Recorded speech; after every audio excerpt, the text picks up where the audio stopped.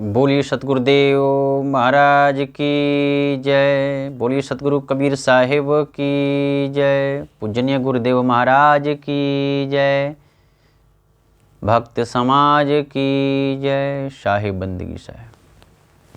बंधुओं, आज सतगुरु कबीर साहिब की मूल बीजक ग्रंथ से 20वीं रामायणी का हिंदी अर्थ बताने जा रहा हूँ। आप सभी लोगों से नम्र निवेदन है कि ध्यानपूर्वक सुनेंगे तो आपका जीवन सरल होकर, सहज होकर धन्य हो जाएगा। आप मुक्त हो जाएंगे 84 लाख योनि से। तो आइए क्या कहते हैं कबीर साहब। कहते हैं कि अब कहूँ राम नाम अविनाशी, हरि छोड़ जियरा कतहु न जासी। जहाँ जाऊँ तहाँ हो पतंगा, अब जनि जरहूँ समुझ विष संगा। राम नाम लवलाय सुलेना, भृंगे केट समुझ मन देना। भव्य से गरुआ दुख के बारे, करु जीव जतन जो देखो बिचारी। मन की बात है लार बेकारा, ते नहीं सूझे बारन पारा। ते नहीं सूझे बारन पारा। इच्छा करी भव सागर, बोहित राम आधार। कहें कबीर हरि शरण गहूँ, गोखुर बस विस्तार। गोखुर बस विस्तार। साहेब बंदगी साहेब कहते हैं कि अब कहूँ राम नाम अविनाशी।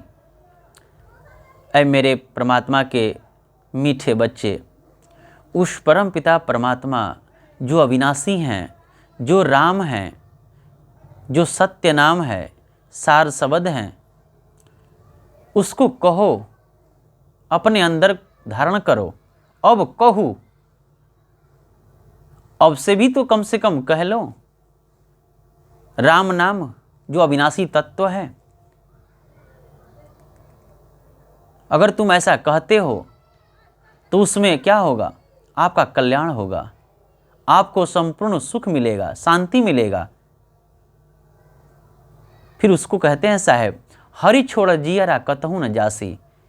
मेरे बातों पर विश्वास कर रे मेरे मीठे बच्चे। हरि छोड़ जियरा कतहु न जासी। उस परम पिता परमात्मा जो हरि हैं, जो सत्य नाम, जो सार शब्द, जो राम नाम, जो तत्व है, उसको छोड़कर कहीं मत जाओ। अगर तुम जहां जाओगे वहां दुख के सिवा तुमको कुछ भी नहीं प्राप्त हो सकता। आप अपने जीवन पर थोड़ा विचार करके देखें। उस परम पिता परमात्मा को छोड़कर, हरि को छोड़कर आप जीवन में क्या किए, कितना दुख पाए। इसलिए साहब कहते हैं उन पर विश्वास करो। जो परमात्मा, जो राम नाम, जो हरि, जो सार नाम, जो सत्य नाम, जो सार शब्द है, उसको छोड़कर कहीं मत जाओ। अगर तुम जहां जाओगे तुमको दुख के सिवा कुछ भी नहीं मिल सकता रे बंधु, कुछ भी नहीं मिल सकता। आगे फिर कहते हैं, अगर उसको छोड़कर जहां जाऊं तहां हो पतंगा। तुम जहां जाओगे वहां पतंगा के समान जलकर अपना प्राण त्याग दोगे। अर्थात तुमको दुख के सिवा कुछ भी नहीं मिल सकता। दुख में रहते रहते तुम्हारा मृत्यु आ जाएगी और मृत्यु आकर 84 लाख योनि में चले जाएंगे आप। इसलिए साहब कहते हैं कि जहां जाऊं तहां हो पतंगा। तुम जहां जाओगे वहां पतंगा के समान जलकर प्राण त्याग दोगे। दुख ही दुख मिलेगा आपको। आगे फिर कहते हैं, अब जनि जरहूं समुझ विष संगा। इसको समझो, अब जनि जरहूं। अगर ऐसा समझ जाते हो तो तुम विष में नहीं जलोगे। अब जनी जरहूं समुझ विष संगा। अगर इस विषय को, काल के जाल को समझ जाते हो, विष को समझ जाते हो, अपने मन में धारण कर लेते हो, तो तुमको परमात्मा की प्राप्ति हो जाएगी। राम नाम, सत्य नाम, हरि सार शब्द की प्राप्ति हो जाएगी। अब जनि जरहूं, जब प्राप्ति होगी तो क्या होगा? संसार के 84 लाख योनि का दुख आपको नहीं सताएगा और नहीं आप 84 लाख योनि में जा सकते हैं। 84 लाख योनि क्या है? जैसे जितने भी पृथ्वी पे आपको दृष्टि गोचर हो रहा है, जीव जंतु, पशु पक्षी, वृक्ष, ये सब 84 लाख योनि के अंतर्गत ही आते हैं। यह परमात्मा नहीं निर्मित किए हैं, परमात्मा तो केवल आत्मा को निर्मित किए हैं।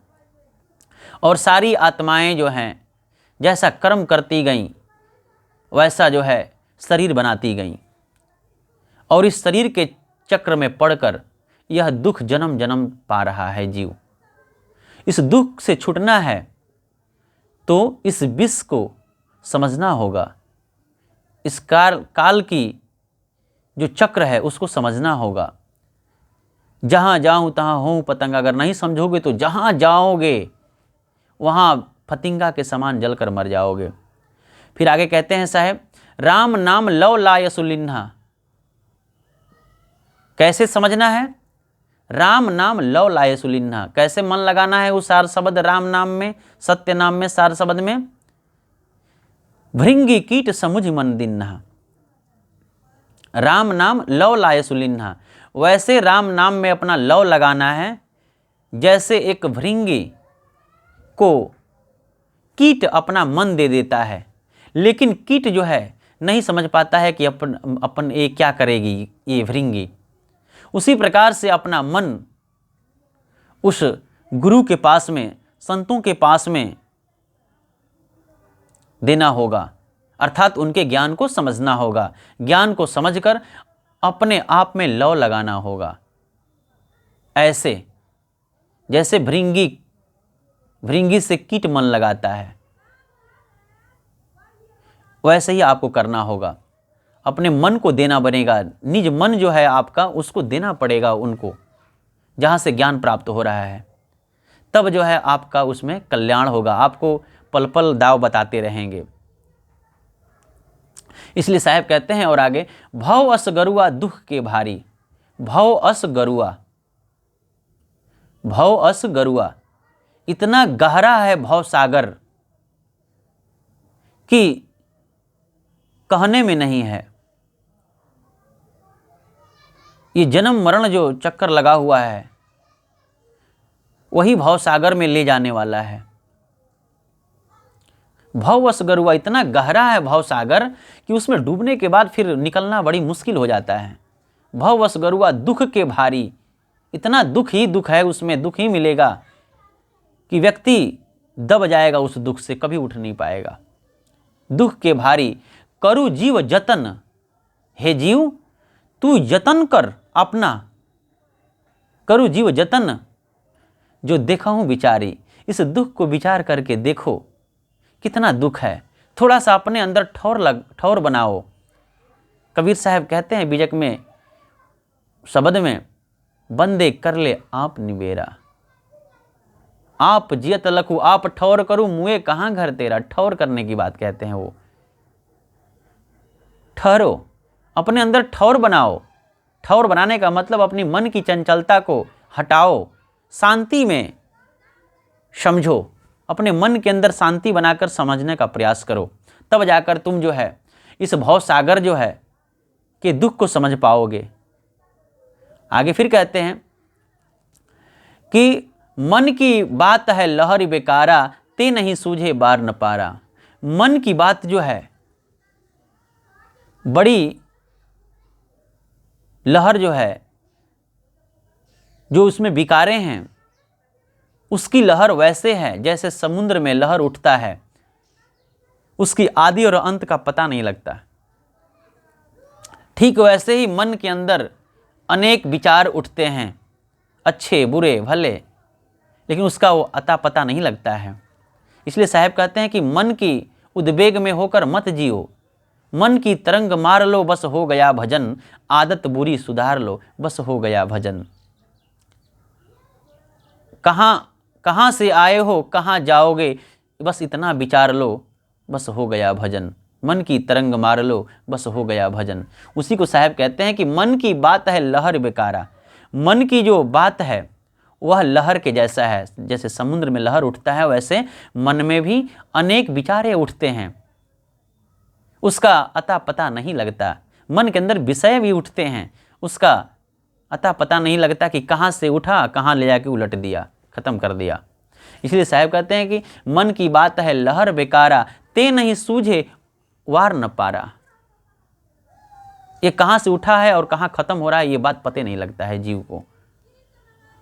इसलिए बड़ी इस पे विचार करना है। आगे फिर कहते हैं कबीर साहब साखी में, इच्छा करी भव सागर बोहित राम आधार। आप संसार की इच्छा करते हैं तो आपका जो जन्म संसार में ही होता है। इच्छा करी भव सागर, अगर आप इच्छा संसार में रखते हो तो संसार में ही आते हो।